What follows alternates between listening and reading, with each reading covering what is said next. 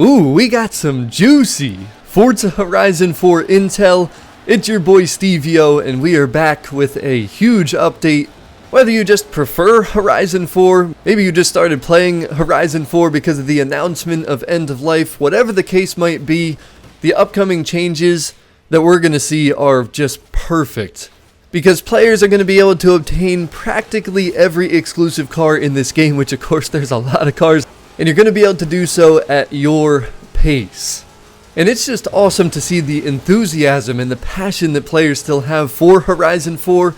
Obviously, like any video game, this one is not perfect, but I can tell that a lot of people love this game.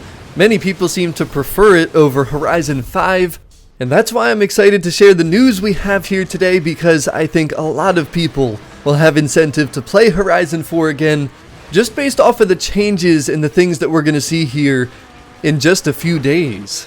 We're going to be talking about some of the rarest cars in this game, and I just want you to sit back, relax, and enjoy the crazy Horizon 4 gameplay that I have here from just over these last few weeks. Oh, and how could I forget? We also now know the cost of a Backstage Pass in the Forzathon shop, confirmed by the devs. I think this is information people will be very happy to hear. So we'll just start off with PreOrder Cars. Now, if you've been playing Horizon 4 since, 2018, 2019, when the game released, PreOrder Cars were always extremely rare because you could only get them in very exclusive and elusive ways. But the thing was, at one time way back in the day, you could actually get PreOrder Cars if you were lucky and if you're consistent and persistent at the auction house. But the problem was, randomly and silently, the PreOrder Cars were banned or blacklisted from the auction house.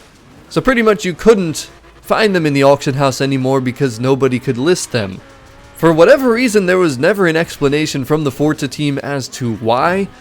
The only thing that ever happened was the Porsche pre-order eventually got added as an Eliminator Horizon Life reward, which is really cool.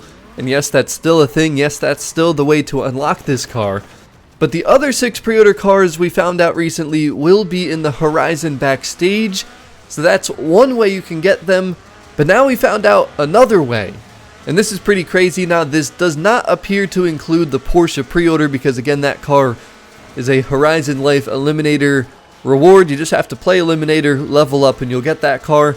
But the other 6 pre-order cars, you will be able to post them in the auction house. They are getting whitelisted, and this is, I think, incredible news because it'll help some people sell extras or duplicates they might have had from back in the day because, again, just out of nowhere, if you were saving them, all of a sudden you weren't able to auction them.